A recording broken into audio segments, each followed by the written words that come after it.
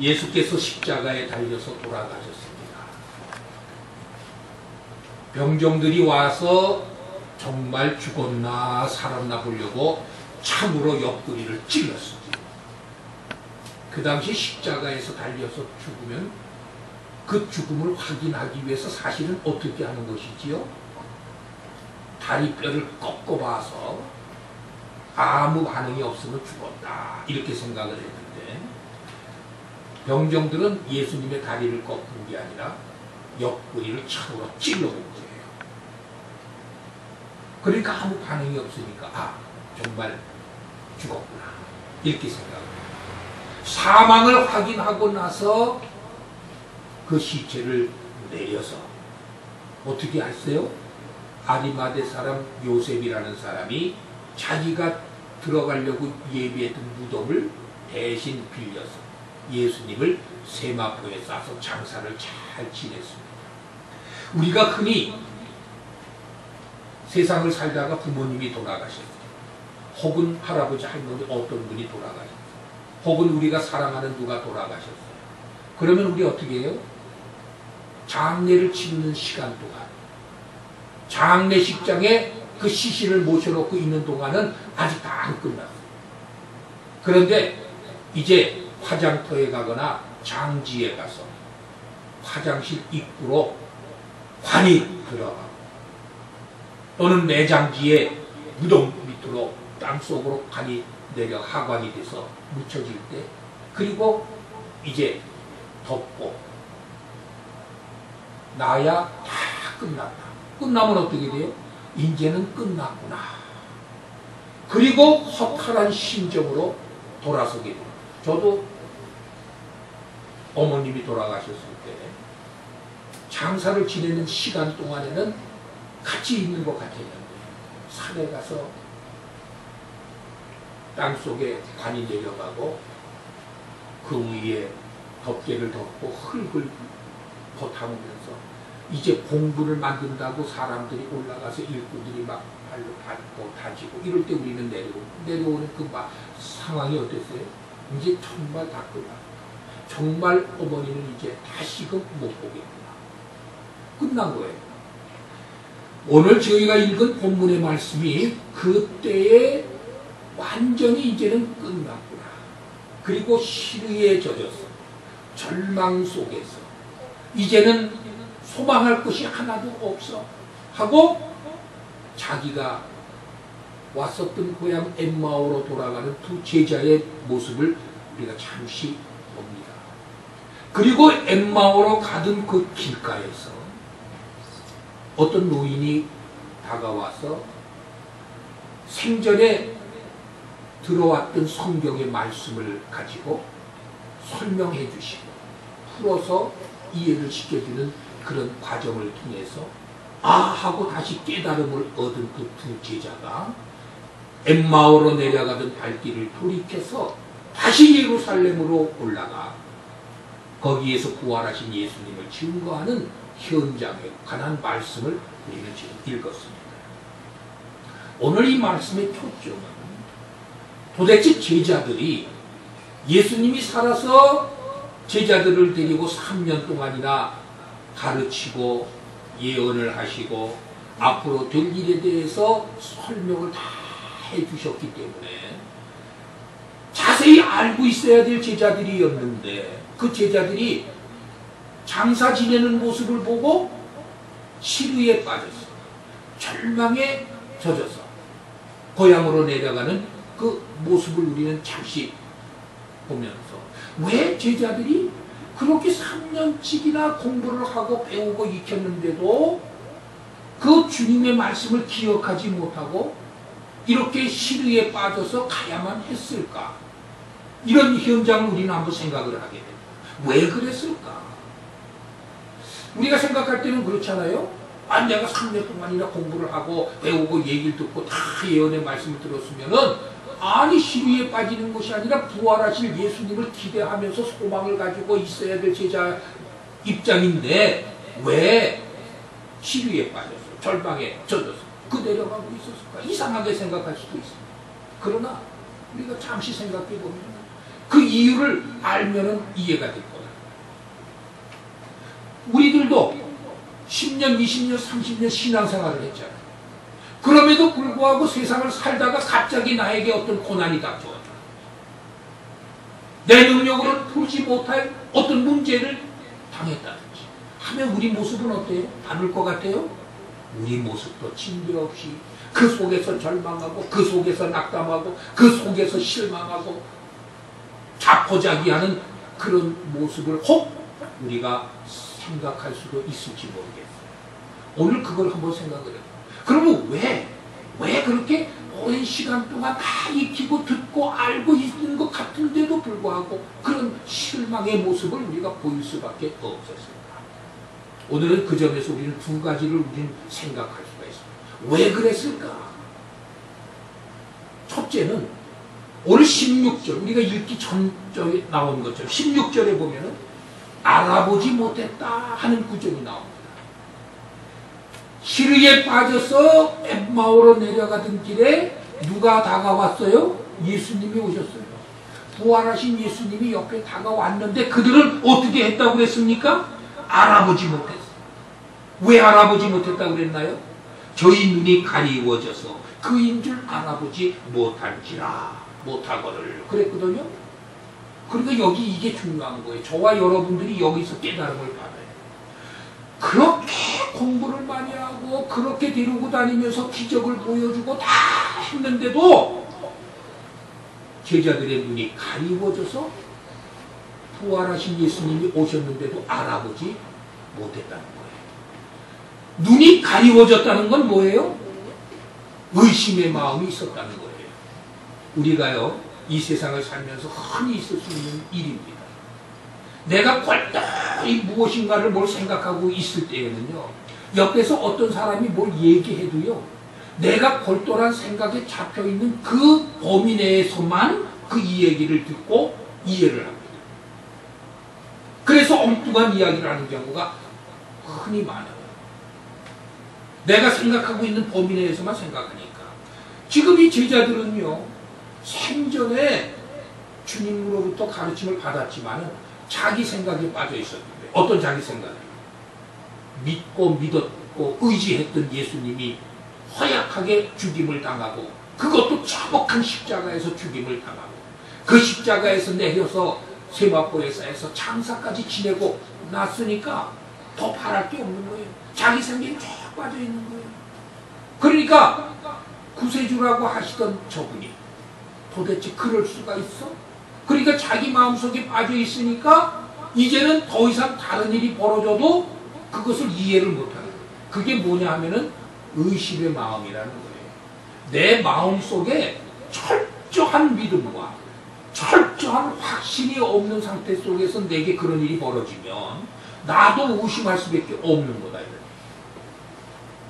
그래서 성경이 뭐라고 그랬어요?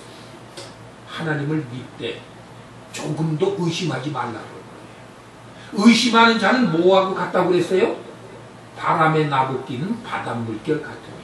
뭘 바라지 말라고 그랬어요? 하나님에게 무엇을 구하여 얻을까 전혀 기대하지 말라고 성경은 말씀하고 있어요. 그러니까 의심이라는 게 얼마나 무서운 거냐면, 내 마음에 의심이 생기기 시작하면요, 아무리 옳은 것 진리를 갖다가 줘도 그것이 진리처럼 생각이 안 된다. 지금 제자들이 그런 모습이에요. 엠마오로 내려갑니다. 지금 의심과 불신에 쌓여서 실망과 시리에 빠져서 내려갑니다. 그런데 주님은 예언하셨던 대로 다시 부활하셔서 내려가는 제자들에게 찾아오신 거예요. 근데 제자들이 그 주님을 알아보지 못하는 거예요. 불과 며칠 떨어져 있었잖아요. 예수님 십자가에서 달리셔서 죽으신 지가 이제 불과 며칠밖에 안 됐는데도 그렇게 오랫동안 함께 동고동락하던 예수님을 알아보지 못했다는 거예요. 그래서 오늘 이 시간 우리는 이 말씀에서 반드시 하나님에게 기도해야 될 제목이 나옵니다. 무슨 기도를 해야 될까요? 주여, 우리에게 하나님의 진리를 바라볼 수 있는 눈을 주시옵소서. 진리를 바라볼 수 있는 눈은 무슨 눈이라고 그러죠? 마음의 눈이라는 거예요. 다시 말해서 사람은 자기가 생각하는 대로 보게 돼 있어요. 자기가 구상하는 대로 세상을 보게 돼 있어요. 그런데 하나님의 마음으로 하나님의 눈으로 볼 수 있어야 된다는 거예요. 자기가 생각하고 자기의 뜻대로 보는 것이 아니고 하나님의 눈으로 세상을 볼 수 있는 눈이 있어야 돼요. 그 눈을 무슨 눈이라고 그러지요? 영안이라고 합니다. 바로 그래서 우리가 영안을 주시옵소서. 하나님의 마음으로 하나님의 눈으로 이 세상을 볼 수 있는 눈을 주시옵소서. 그래서 사도 바울이 예배소 교인들을 떠나면서 예배소 교인들을 위해서 기도할 때 뭐라고 그럽니까? 하나님이여 저들에게 계시와 지혜의 정신을 주셔서 하나님을 알게 하시고, 그러니까 지혜와 계시의 정신, 하나님이 주시는 지혜와 계시의 정신을 알게 되면 누구를 알게 돼요? 하나님을 알게 됩니다. 중요한 말이죠. 하나님을 알게 되면은 우리 마음에 무엇이 밝아집니까? 마음의 눈이 밝아진다. 그래서 하나님을 알게 하시고 마음의 눈을 밝히셔서, 마음의 눈을 밝아지면은 뭘 알 수가 있다고 그랬어요? 부르심의 소망을 알게 되겠어요. 첫째. 그렇죠? 예배소서 1장 17절 19절 말씀인가요? 거기 그대로 설명해요. 어려운 말이 아니에요. 그대로 우리가 평소에 사람들끼리 대화할 수 있는 얘기가 바로 그 얘기예요. 하나님 아버지, 우리들에게 하나님이 주시는 계시와 지혜의 정신을 주셔서 하나님을 알게 하시고, 하나님을 알게 하신다는 건 뭐예요? 하나님은 눈에 보이지 않지만 지금도 살아서 우리를 들여다보고 계시고, 지금도 살아계셔서 우리가 하는 모든 얘기를 다 듣고 계시고, 우리가 하는 행동들을 다 지금 알고 계시고, 그러니까 듣고 보고 알고 계신다는 거예요. 하나님이. 그러니까 하나님은 늘 내가 혼자서 있는 경우에도 하나님이 계시다는 걸 우리는 잊으면 안 된다는 거예요. 하나님이 지금 보고 계시고 듣고 계시다는 거예요. 그걸 우리나라 속담에는 낱말은 새가 듣고 반말은 쥐가 듣는다, 이런 식으로 표현을 해버리는데, 그게 뭐냐면 사실은 속담이지만 그 속에서 우리는 새와 쥐로 상징적으로 얘기를 했지만 하나님이 늘 우리를 보고 계신다, 이걸 마음속에 느껴야 돼요. 그러니까 하나님이 우리를 늘 보고 계신다고 하면 우리는 세상을 어떤 눈으로 볼 수 있을까요? 하나님의 눈으로 볼 수 있는 영안이 열린다는 거예요. 굉장히 중요한 이치거든요. 아무 어려운 이치가 아닌데 사람들은 자기 마음의 문을 딱 닫고 하나님 없는 것처럼 생각을 하는 거예요. 자기가 혼자서 무슨 일을 지금 하고 있을 때는 하나님 안중에도 없는 거예요. 생각도 없어. 그리고 오직 자기가 하는 일에만 그냥 꼴벌해서 가다 보니까 하나님을 까맣게 잊어버리고 가는 거예요. 그럼 하나님을 까맣게 잊어버리고 가는 그 시간은 영안을 가지고 보는 게 아니라 뭘 가지고 봐요? 자기 사람의 눈으로 가지고 세상을 자꾸 보는 거예요. 사람의 생각을 가지고 자꾸 세상을 판단하는 거예요. 그러니까 자기 판단, 자기 생각으로 젖어서 가다 보니까 그것이 실패로 갈 수밖에 없어요. 왜? 사람의 생각은 전혀 옳지 않을 수밖에 없기 때문에. 근데 만일에 하나님의 눈으로 보면서 하나님의 판단으로 간다면 하나님은 전혀 잘못이 없는 분 아니에요. 전혀 한치 차고도 없으신 분이에요. 이걸 우리 영안이라는 거예요. 그래서 마음의 눈이 밝혀지면 뭘 알 수가 있어요? 부르심의 소망을 우리가 알 수 있다. 하나님이 왜 나를 불러주셨는가? 이 부르심의 소망이 뭐냐면은 사람들이 또 부르심의 소망이라고 하는 게 추상적으로 얘기하면 잘 몰라요. 부르심의 소망이라는 건 뭐예요? 하나님이 어째서 이런 일을 하실까? 어째서 나에게 이런 고통이 오게 하셨을까? 어째서 이런 일들이 벌어지게 만드셨을까? 이런 질문을 스스로 하게 되는 거예요. 내가 뭘 당하게 되면. 근데 사람들이 보통 이 영안이 없는 사람들은 뭘 당하게 되면은 그냥 불평하고 불만하고 그리고 원망하고 다른 사람 탓을하고 이렇게 되게 돼 있잖아요. 그런데 그게 아니고 왜 하나님이 이런 일을 내게 일어나게 하셨을까?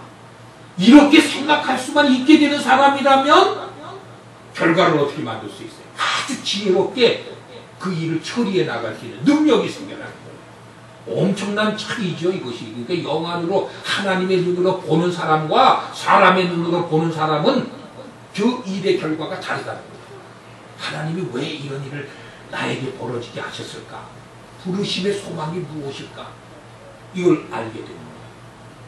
왜 불러줘요? 왜 이런 일을 하게 하셨을까? 그럼 여기에 무슨 뜻이 있을 거예요. 그러면 하나님의 뜻을 쫓아서 하나하나 처리하게 되다 보니까 그 일을 처리해가는 과정 중에서 나와 관계하는 모든 사람들 혹은 세상 혹은 그 일들과의 처리 관계에 있어서도 원망과 시비가 없게 진행이 되는 것이다. 그러니까 결과는 아름다운 결과가 나올 수밖에 없어요. 이것을 성경에서 뭐라고 해요? 모든 것을 합력해서 선을 이루시는 이라. 하나님이 하시는 일은 아주 나쁜 것 같지만도 하나님 뜻대로 가다 보면 결과가 참 좋게 아름답게 끝난다는 거예요. 이게 부르심의 소망을 우리가 알아야 돼요. 영안을 보고 하는 거예요. 그 다음에 뭐라고 했어요? 기업의 영광의 풍성함을 우리는 알게 됩니다. 기업의 영광이 풍성이라고 하니까 나한테 할 일을 주신 것도 없고 난 요즘 심심해서 하는 일도 없는데 그거 아니라는 거. 기업이라는 게 뭐예요? 하나님이 우리를 통해서 이루시기를 원하시는 일들이 기업이에요. 그렇죠? 그럼 찾아보세요. 우리를 통해서 이루시기를 원하시는 뜻이 뭐가 있을까요?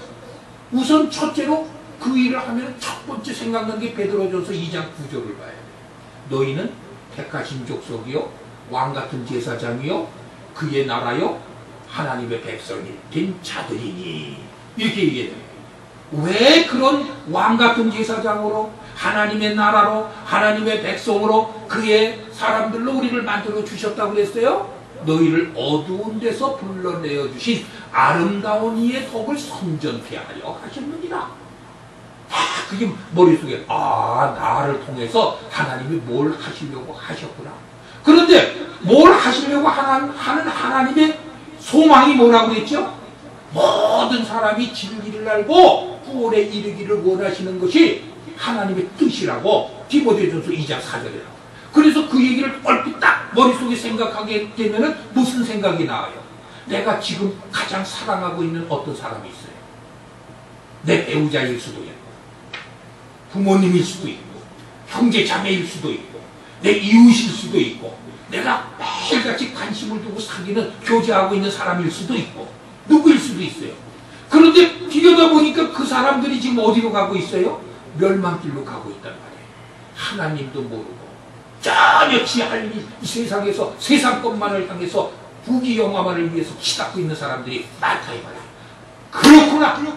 저 사람들에게 하나님을 알게 하고 저 사람들을 하나님 앞으로 인도하게 하는 이 기업을 나한테 주셨구나. 이게 기업이라는 거예요. 그러니까 하늘에서는 하나님이 가장 기뻐할 때가 언제라고 그랬어요? 누가복음 15장 7절에 이 땅에서 한 사람의 영혼이 회개하고 하나님 앞으로 돌아오면 천국에서는 회개할 것이 없는 아무 죄 없는 99의 사람이 기뻐하는 것보다 더 큰 기쁨이 있으리라고 그렇게 말씀합니다. 그것이었구나. 그러니까 이 말씀을 들 때 기업의 영광의 풍성함 이게 뭐예요? 나한테 주신 나를 왜 불러주셨을까? 이렇게 하라고 불러주셨구나. 그러니까 사실은 우리가 뭘 해야 되느냐 하면요. 주일 예배에 참여해요. 내 신앙을 가지고 믿음 생활을 해요. 그러면은 나 혼자 믿어서 나 혼자 천국에 간다는 생각이 아니라 매일같이 생각해야 되는 것이 내가 가장 사랑하는 이들이 지금도 하나님을 모르고 천방지축 이 세상에서 사람의 생각만 가지고 살아가는 그 사람들을 어떻게 하면은 하나님 앞으로 인도할 수가 있을까? 자나깨나 그것이 제일 먼저 우리 머릿속에 와야 되는 거예요. 그것이 우리 기업입니다. 그 기업이 어디로 연장돼요? 천국으로 연장돼요. 천국의 연장도 어떻게 된다고 그랬어요? 고린도전서 12장 3절에 많은 사람을 하나님 앞으로 인도한 영혼들은 어떻게 된다고 그랬어요? 하늘에서 별같이 빛난다고 약속을 하셨잖아요. 그게 기업이에요. 그리고 누가복음에 뭐라고 나왔어요? 이제 이후에 우리는 아직은 모르지만은 천국에 우리는 어떤 사람들이 되는 거예요? 고울을 하나씩 받는다고 그랬어요. 고울을 받는다고. 저는 그 말이 너무 좋은 거예요. 그러니까 성경 말씀이 앞뒤가 딱딱 맞는 것이 뭐가 맞느냐면 너희는 왕 같은 제사장이라고 그랬죠. 그러니까 우리는 누가 제왕들이 될 사람들이에요. 말하자면 제왕들. 어느 한 고을을 맡아서 우리가 그 고을을 지배하고 다스리고 전복하고 이끌어갈 수 있는 그런 존재의 사람들이 되는 거예요, 나중에. 그런데 내가 받을 고을이 얼마만큼 크냐 작으냐 하는 것은 안 나와 있거든요. 상상을 해보면 돼요. 아, 내가 얼마나 많은 이들을 천국으로 인도했는지. 그것이 내 기업이 되는 거다. 이후에 천국에서 내 기업이 그런 기업이에요. 그러니까 하루라도 빨리 우리는 어떻게 해야 돼요? 많은 분들을 하나님 앞으로 인도하는 그런 기업을 우리는 진행을 해야 돼요. 그 기업의 영광의 풍성함이 그런 거예요. 나중에 올 영광이 그런 거다. 그러니까 무엇보다도 먼저 해야 되는 필수적인 일이 그거 아니겠어요? 얼마나 중요합니까? 그리고 영안, 마음의 눈이 밝아지면 또 뭐가 할 수 있게 된다고 그랬어요? 그의 힘의 강력으로 역사하시는 크신 능력이, 하나님의 능력이 얼마나 큰 것인가를 우리가 알게 된다고 그랬어요. 그게 뭐냐면요, 우리가 이 세상에 삽니다. 우선 가까운 얘기, 사람들은 능력이 부족해서 살아있으면서 생각하는 것만 우선 생각할 수 있잖아요. 보이지 않는 건 잘 생각을 못해. 그럼 살아서 생각하는 게 뭐예요? 당장 우리가 이 세상을 살면서도 항상 우리는 염려하고 불안하고 걱정하고 근심하고 살잖아요. 그런데 만일 내가 이 세상을 살면서 내 마음속에 염려와 불안과 걱정과 근심이 하나도 없는 이 인생을 산다고 하면은 얼마나 좋겠어요. 그 생활이 뭐예요? 평안이라는 거예요. 무슨 일을 하든지 내 마음에 평안이 오면, 다시 말해서 무슨 일이 벌어지든지, 내 주변에서 어떠한 일이 벌어지든지 내가 마음의 평정을 가지고 살 수 있는 인생이라면 그 인생은 정말 행복한 인생이라는 거예요. 그렇지 않습니까? 그런데 사람들은 내 주변에서 일어나는 일 때문에 지지고 볶고 막 그러는 거예요. 그것 때문에. 또 어떤 것 때문에 내 속에서 일어나는 욕망, 이걸 채우지 못해서 지지고 볶고 하는 거예요. 가만히 생각해요. 그래서 요한일서에 뭐라고 그랬어요? 이 세상은 육신의 정욕과 안목의 정욕과 그리고 이생의 자랑으로 다 똘똘 뭉쳐있는 게 세상이라고 그래요. 사람도 사는 모습을 가만히 들여다보면 그게 전부 다예요. 그런데 실제로요, 자랑 시험 해보세요. 어디 가서. 그 자랑이 나한테 평안을 갖다 줍니까? 절대 평안 못 갖다 줍니다. 어쩌면 자랑을 시험 하고 나면 그 다음에 나한테 찾아오는 건 허무와 허전이에요. 왜요? 어차피 우리는 내가 자랑했던 거 다 놓고 가야 돼. 아무것도 갖지 못하고 빈몸으로 홀을 떠나야만 되는 그런 운명이에요. 어차피 늙고 병들어서 한 번은 죽게 되어 있는 것이 인생이다. 그런데 하나님의 힘의 강력으로 역사하시는 그 역사의 큰 걸 우리가 알게 되면 뭐예요? 우리는 구원의 생명을 가지고 있다. 우리는 영생을 가지고 있다는 겁니다. 우리는 죽지 않는 생명을 가지고 있다는 거예요. 한 번 죽는 것은 정해져 있지만 우리는 다시 이 육신의 몸으로 그대로 살아서 천국 생활을 하는 확실한 보장을 가지고 있다는 거예요. 나는 부활이요 생명이니 살아서 나를 믿는 자는 영원히 죽지 아니하겠다. 예수님이 증거를 해주셨다는 거예요. 그 증거를 하기 위해서 지금 부활하신 거 아니에요? 다시 살아나신 모습을 우리에게 직접 보여주셨다는 거예요. 내가 진리요 길이요 생명이니 나로 말미암지 않고서는 하나님 앞으로 올 자가 없느니라. 우리가 주님의 능력을 크게 알아야 돼요. 이 세상에서 살다가 보면 그런데 참 기묘하게도 막연한 철학적이고 추상적인 개념뿐만이 아니고 이 세상을 살아나갈 때에 이런 진실한 믿음 안에서 살게 되면 우리 안에 뭐가 찾아오느냐 하면 평안이 찾아오더라는 얘기예요. 평안이 찾아오고 남의 탓으로 돌리지 말고 모든 것을 내 탓이라고 내가 생각할 수 있게 되면 내 마음속에는 평안이 찾아오고 그리고 오히려 다른 사람을 존중할 수 있는, 다른 사람에게 봉사하고 헌신하는 데 기쁨을 얻을 수 있는 그러한 인생을 우리는 맞이할 수 있다는 거예요. 오늘 말씀에 눈에 뭐가 가리워서 안 보이더라. 저와 여러분들이 영안이 열려지기를 주님의 이름으로 축원드립니다. 두 번째 뭡니까? 두 번째는 깨닫지 못한다는 거예요. 이 엠마오로 내려가는 두 제자에게 보였어요. 예수님이 나타나셨어요. 그런데도요 지금 깨닫지를 못하는 거예요. 깨닫지를 못한다는 건 뭐예요? 오늘 나오는 25절 말씀에 나오지요? 어리석고 더디 믿는 자들아. 나와서 예수님이 말씀하시는 거예요. 더디 믿는다, 더디 믿는다. 더디 믿는다는 건 뭐지요? 건성으로 듣는다는 거예요. 하나님이 하나님 말씀을 계속 이렇게 매 주일마다 혹은 매 예배 때마다 이렇게 들려주시잖아요. 천천히 잘 풀어서 설명을 해주는데 그때 앉아서 뭐 하느냐 하면은 그 얘기는 귀로 들리긴 들리는 것 같은데 머릿속으로 생각하기는 내가 그 아파트를 한 대 하나 사가지고 추첨을 당했으면 돈을 얼마나 벌었을 텐데. 설교 말씀을 겉으로는 이렇게 다 듣는 것 같은데 속으로는 머릿속으로 다 딴 생각만 하고 앉아서. 그게 뭐냐면 건성으로 들었다 이 말이에요. 건성으로 듣다 보니까 깨달음이 없는 거예요. 다시 말해서 하나님의 말씀을 들릴 때요 그 시간 집중적으로 새겨듣고 생각하고 그리고 그 말씀이 무엇인가 하고 내가 추리해보는 그런 시간을 가져야 됩니다. 그거 어려운 일 아니거든요. 내가 마음을 먹기만 하면 그렇게 되는 거예요. 오늘 내가 예배 시간에 참여하면 강단에서 나오는 얘기가 무엇인가 해서 내가 그 얘기를 한번 뭔가를 내가 잘 새겨듣고 알아봐야 되겠어. 이런 마음만 먹고 오면은 그렇게 됩니다.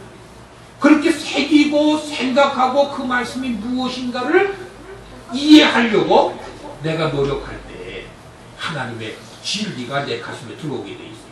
그런데 몸은 예배에 참여해 있지만 머릿속에 앉아서 온통 생각하는 것은 금방 오기 전에 있었던 일들, 세상에 벌어졌던 일들, 내가 먹고 사는 일들, 누구하고 뭐하고 관계되었던 일들, 이것만 계속 머릿속으로 생각하고 있어요. 그러니까 설교는 듣긴 들어도 하나도 안 들은 게 안 들었단 말이에요. 솔직히 그런가요? 안 그런가요? 솔직히 저도 옛날에 그랬거든요. 아이고 목사님 강단에서 졸려와가지고 지루해가지고 언제 끝나? 아이고 1번 이제 첫 번째 얘기했어. 아이고 두 번째 얘기 나가려면 한참 멀었네.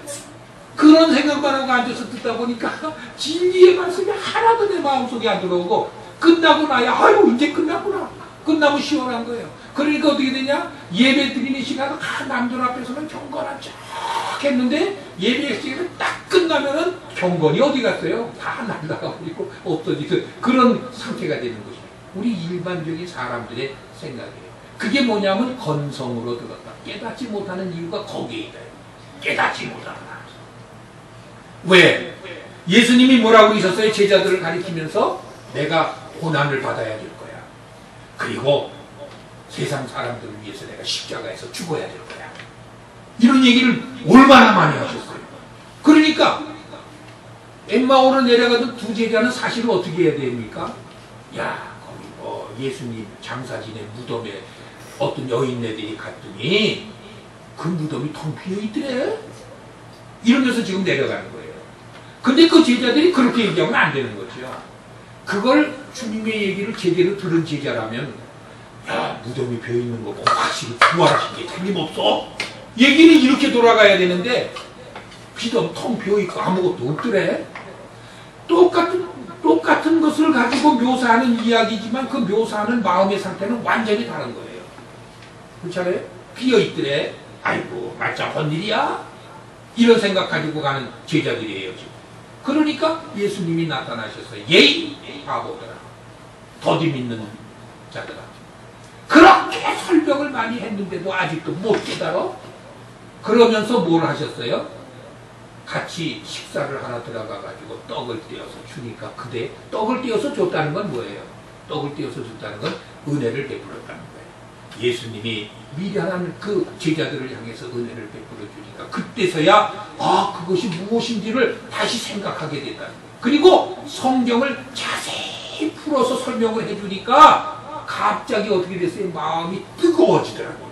마음이 뜨거워져서 하나님 말씀을 깨달음으로 보면은 성경 말씀이 뜨거워집니다. 뜨거워졌다는 건 뭐예요? 내 안에 성령께서 지금 역사하신다는 거예요. 성령께서 역사하시면 뜨거워지면 음식도 뜨거우면 어떻게 되죠? 균이 다 죽어버리잖아요. 거기 사탄이 범접을 못하게 뜨거워지니까 성령이 충만하니까 뜨거워져서 하나님 말씀이 새록새록 나한테 들어오는 거예요. 진리가 무엇인지 깨달아지는 거예요. 그 깨닫지 못했다는 것은 내가 건성으로 들었다는 거예요. 근데 깨닫기만 하면은 내가 뜨거워진다는 거예요.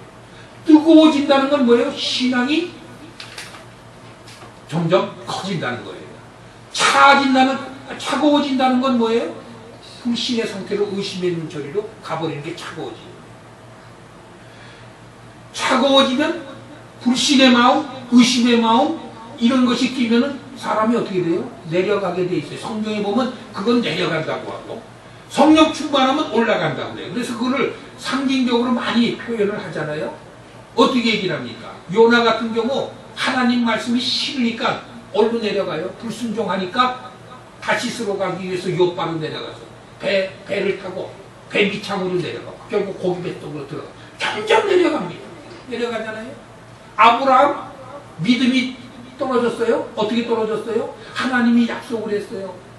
내가 너로 자식을 주고 그 자손으로 하여금 천하 만민이 복을 얻게 하는 대민족을 이루리라 약속을 하셨을 때는 그걸 받을 때는 죽은 자도 살리시고 없는 것을 있는 것으로 하시는 하나님 믿습니다 했어요.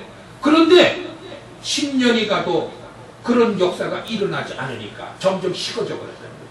식어져 버리니까 어디로 가요? 애굽으로 내려가잖아요. 애굽으로 내려가는 거예요. 그게 내려가는 거예요. 내려갔다가 어떻게 돼요? 망신을 당하고 올라옵니다. 그렇잖아요? 또 야곱 한번 보세요. 야곱.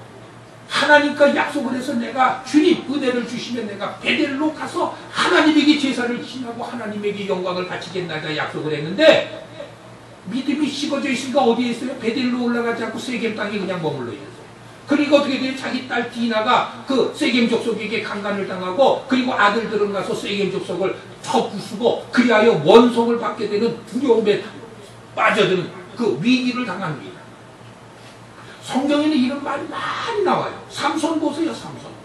하나님 나시린이 돼가지고 은혜가 충만할 때는 늘 백성들과 같이 있더니 식어지니까 어디로 내려갔어요? 저기 딥나로 내려가잖아요. 딥나는 누구 따라 내려가요? 드릴라라고 하는 여자를 따라서 내려가잖아요. 그건 식었어요. 여자를 따라서 내려가니까 결국 어떻게 돼요? 그 여자의 꾀임에 넘어가가지고 하나님이 주신 능력을 다 상실해버리고 누구까지 장님이 되는 그 부름을 맞이하게 되는 거예요. 회개했을 때 하나님은 다시 힘을 주셨다. 나옴이라는 루키를 보세요. 나옴이라는 여자의 얘기도 나오잖아요. 신앙이 떨어지니까 세상적인 보니까 어디로 내려가요? 모압이라는 땅으로 내려가서 잘 먹고 잘 살. 자기 딸은 잘 먹고 잘 살려고 모압으로 내려간 거예요. 그런데 거기 가서 어떻게 돼요? 하나님 없는 인생을 살다 보니까 남편 엘리멜렉도 죽고 큰아들 기련도 죽고 뭐 둘째 아들 말년도 죽고 다 죽었잖아요. 여자들만 남아. 그러니까 며느리 룻을 데리고 다시 예루살렘으로 오지 않습니까? 올라오니까 은혜를 받게 되는 거예요. 그렇잖아요? 내려가면은 믿음이 식어지면 사람은 내려가게 돼 있어요. 그런데 믿음이 충만하고 성령이 충만하면 올라갑니다. 모세가 믿음 속에서 다 살다 어디로 올라가요? 호렙산에 올라가잖아요. 호렙산에 올라가니까 사명을 받습니다. 불타는 떨기나무 불 속에서 예수 하나님이 나오셔서 사명을 주십니다. 호렙산에 올라갔을 때 사명을 주시는 거예요. 엘리야는 사명이 충만하니까 어디로 올라갑니까? 갈멜산으로 올라가잖아요. 갈멜산으로 올라가니까 불이 축복을 받습니다. 더 꼭대기로 올라가니까 어떻게 됐어요? 올라갔으니까 3년 6개월 동안 가뭄이 들던 거기에 비가 내리는 축복을 받는 거예요. 응답과 축복을 받았다. 예수님의 세 제자를 보세요. 변화산에 올라갔어요. 올라가니까 뭘 볼 수가 있습니까? 예수님의 모습, 참다운 그리스도의 모습을 볼 수가 있어요. 만날 수가 있어요. 허다못해 삭개오는 어디로 올라가요? 올라갈 데가 없으니까 뽕나무에 올라가요. 그렇죠? 뽕나무에 올라가니까 지나가던 예수님을 만나서 지와 집안이 구원받는 역사가 있어요. 우리는 그래서 올라가야 돼요. 뜨거워져야 돼요. 뜨거워져야 돼요.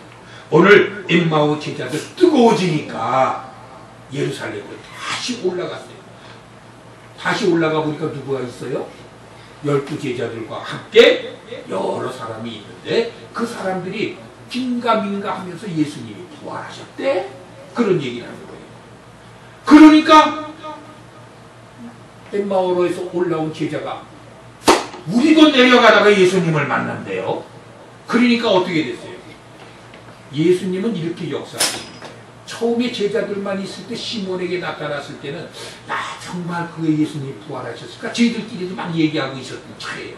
그런데 엠마오로 내려가던 제자가 다시 뜨거워져서 올라와서 내려가다가 우리도 부활하신 예수님을 만나서 하니까 한 사람 더 보태지니까 어떻게 됐어요? 부활하신 예수님이 정말 증거가 되어버렸어요. 우리 교회라는 그거예요. 우리 교회의 그 구성원들이요, 우리 공동체라고 그러잖아요. 이 공동체가 중요한 것이 뭐냐. 요즘 보면 대체로 그래요. 예배 시간이 됐어요. 나 한 사람 빠져도, 오늘은 좀 빠져도 되겠지. 그게 문제라는 거예요. 그게 아닙니다. 나 한 사람 빠지면 내가 안 나오는 것 때문에 내 공동체 다른 사람들이 오늘 그 사람 왜 안 나왔지? 뭐 때문에 안 나왔지? 이런 얘기거리가 자꾸 만발하게 되는 거예요. 그래서 아직 힘이 빠지게 만드는 거예요. 그런데 교회가 아무리 신통치 않고 해도 와야 될 사람이 반드시 예배 시간에는 반드시 참석해주는 그런 모습만 보여주면요, 그 교회는 흥왕합니다. 점점 더 늘어날 수밖에 없어요. 무슨 일이 있어도 예배 시간만은 지켜지는 그런 열성을 보이는 그런 성도님들로 꽉 차 있다면은 그 교회는 반드시 성장을 합니다. 그러니까 우리가 중요한 것은요, 나 한 사람쯤. 요즘에는 그런 생각을 많이 가지니까 큰 교회들 선호하잖아요. 내가 왔는지 안 왔는지 아무도 모르는 데 가서 슬쩍 나 혼자만 은혜 받고 오면 되지. 이건 예배가 아니에요. 정말 예배는 하나님 앞에 나와서 뜨거워지면 예배당에도 가서 앞자리로 나온다고 그러잖아요. 식어지면 쫙 구석대기에 앉아있다가 왔는지 안 왔는지도 모르고 간다고. 그래서 제가 늘 말해요. 이 개척교회 같은 데 작은 교회에서 은혜를 더 많이 받는다. 주님은 그렇게 역사하십니다. 한 사람 두 사람이 마음으로 그리고 자기의 하는 입술로 증거를 할 때에 그 증거들이 모아져서 큰 힘을 발휘하게 하는 것이 하나님의 역사라는 것입니다. 우리 가능축복교회를 보니까 주님이 여기다 세우셨어요. 근데 여기가 얼마나 터가 센터였느냐면요, 엄청나게 센터 아닙니까? 여기가 무당 들끓는 터거든요. 그런 데다가 재개발합니다. 그래가지고 사실 생각해보면 7년 6개월 지금 여기 와서 이 사역을 하게 하셨는데 7년이 지나면 성경이 뭐라고 그러죠? 신년이 온다고 그러죠. 7년이 지나면은 하나님께서 보상을 주셔서 1년을 쉬게 만들어 주신 그런 게 신년이라는 거는데 7년 6개월. 그러니까 우리가 보니까 다 묘하게도 7년 6개월 지금 했는데 여기가 재개발된다고 이제 우리가 떠나야 돼요. 통지를 받은. 지난 주일에 통지를 받고 보니까 어떻게 됐지? 그런데 저는 마음이 평안했었거든요. 왜 평안했냐? 어쩌면 여기서 고생한 그 보상으로 더 좋은 곳으로 주시려고 그럴 거야. 속마음으로는 그러면서 했는데 사모님이나 또 우리 옆에서는 어떻게 너라고 어떻게 걱정하고 근심하고 염려하고 태평한 사람은 가만히 나 혼자 같아. 그러니까 맨날 야단만 받았어요. 주체급식. 뭐 지금 이런 시기에 농담이 나오냐고. 맨날 핀잔만 받고 했지만은 결론은 어떻게 됐어요? 정말 좋은 장소 주셨거든요. 그래서 우리가 이제 예비죠. 여기보다 훨씬. 근데 가만히 보면 거기도요 터가 센터예요. 왜?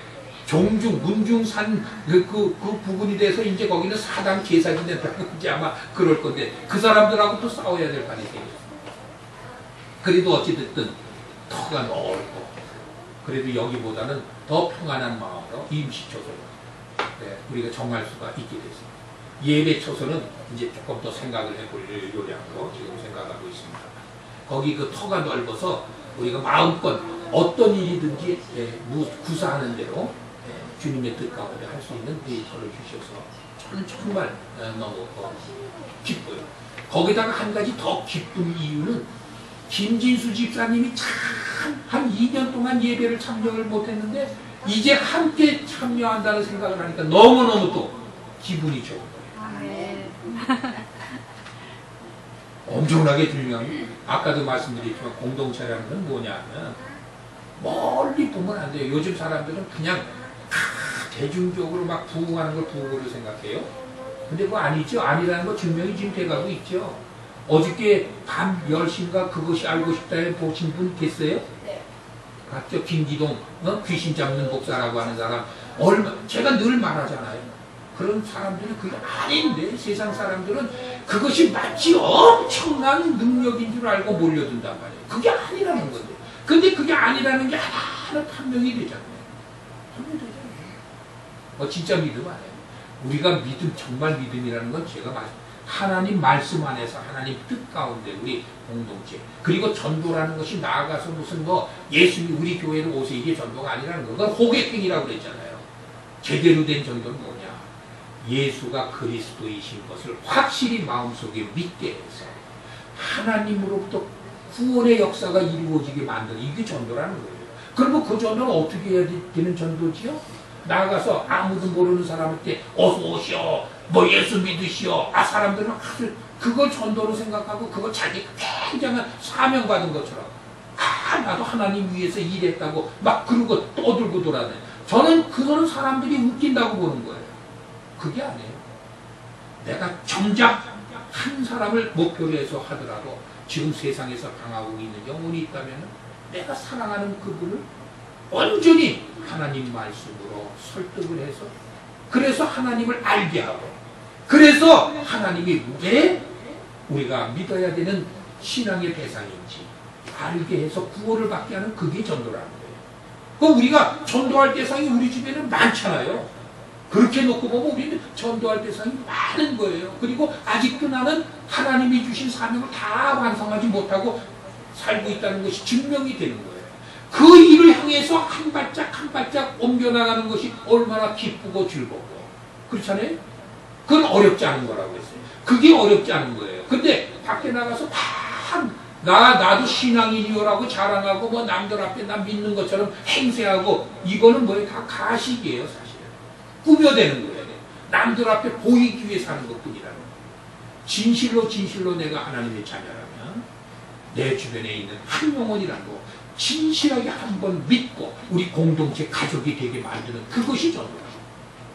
오늘 엠마오로 내려가는 두 제자가 하나님의 말씀을 성경을 잘 풀어서 설명을 해주니까 마음이 뜨거워지더라. 뜨거워지니까 예루살렘으로 다시 올라가서 그 공동체의 형제들과 더불어 그 다음에는 어떻게 됐어요? 그 다음에 제가 말씀 안 드려도 알잖아요. 예수님 돌아가실 때 뿔뿔이 흩어졌던 제자들이 부활하신 예수님이 나타나셔서 확신을 주고 그것이 증거되다 보니까 그 다음에 그 제자들은 도망갔나요? 다 엄청난 죽음을 당하면서도 예수를 부인하지 아니하는 역사가 이루어져서 오늘날 전 세계에 하나님의 교회가 하나님의 나라가 세워지는 그러한 하나님의 역사가 이루어졌다는 거예요. 오늘 주신 이 말씀 안에서 내가 이제까지 신앙생활하던 모습 이제는 밖에 나가서 남 보라는 듯이 하는 신앙생활이 아니요 진실로 내가 사랑하는 한 영혼을 하나님 앞에 내가 모셔드리는 그 역할을 정말 해야 되겠구나 결단하고 다짐하고 결심하고 이루어진 귀한 시간이 되기를 주님의 이름으로 축원드립니다.